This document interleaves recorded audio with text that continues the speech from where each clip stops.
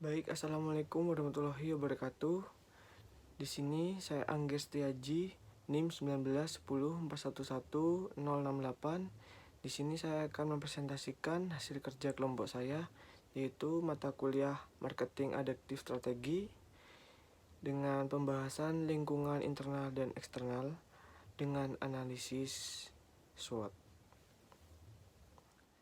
Baik, proses pengambilan keputusan strategis umumnya senantiasa dikaitkan dengan masalah, tujuan, strategi, dan kebijakan perusahaan.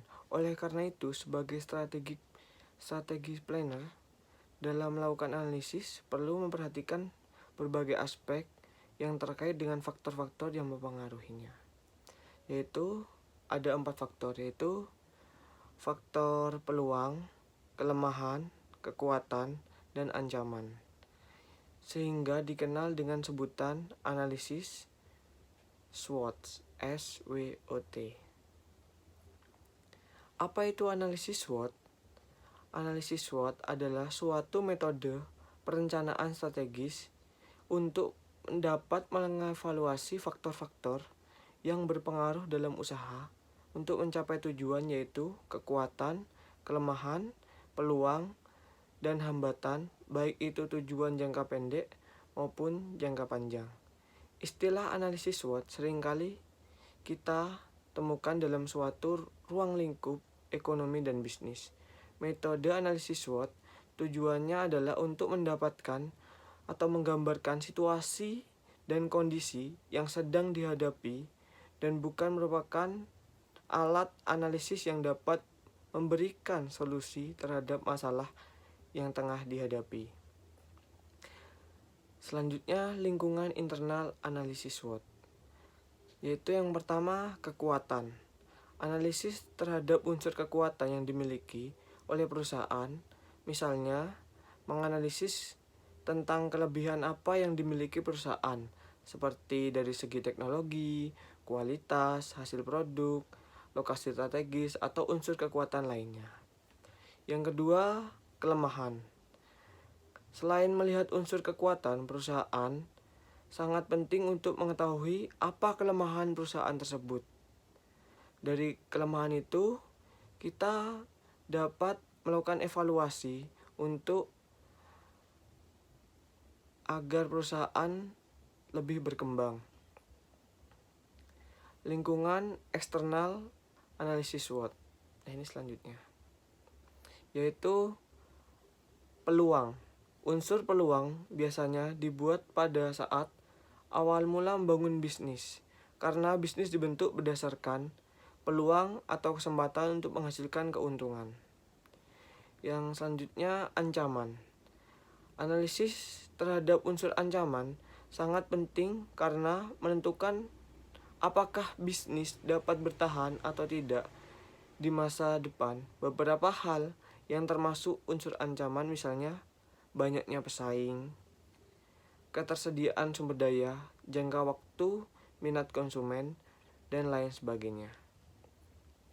Tahapan analisis SWOT. Menurut Rangkuti 2002 menyebutkan bahwa dalam melakukan analisis SWOT terdapat 3 tahap yang harus dilakukan, yaitu tahapan pengumpulan data, tahap analisis, dan yang ketiga tahap pengambilan keputusan. Selanjutnya saya akan menjelaskan fungsi analisis SWOT.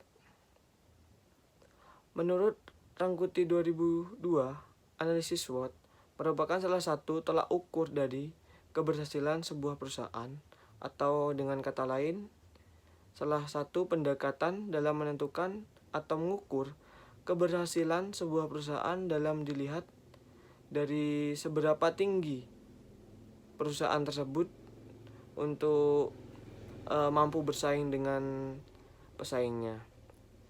Yang pertama, fungsinya dapat menempatkan perusahaan pada posisi strategis sehingga di dalamnya perkembangannya akan selalu berada pada posisi yang menguntungkan. Yang kedua, dapat menentukan faktor-faktor strategi perusahaan dilakukan untuk mengidentifikasi faktor-faktor secara sistematis digunakan untuk merumuskan strategis perusahaan.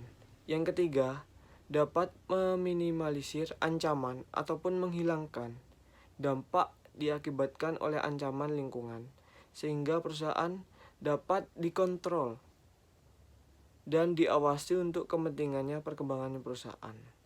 Yang terakhir, dapat ditujukan untuk mengetahui kondisi internal pada umumnya masih dalam kendali manajemen dan lingkungan eksternal suatu perusahaan yang umumnya sulit dikendalikan manajemen.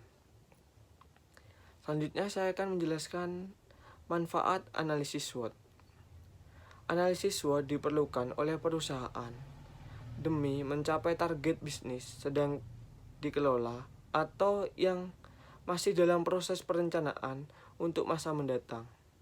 Jadi secara umum, manfaat analisis SWOT sebagai berikut akan saya sampaikan. Yang pertama, perusahaan akan menjadi lebih memahami kekuatannya dan memberikan rekomendasi untuk meningkatnya. Yang kedua, perusahaan akan dapat melihat suatu peluang dan dapat mempertahankan peluang. Yang ketiga, perusahaan mengetahui suatu kelemahannya serta mencari solusi untuk mengurangi kelemahan tersebut. Yang terakhir, keempat, perusahaan mengetahui suatu potensi ancaman serta mencari solusi untuk menghindari ancaman tersebut.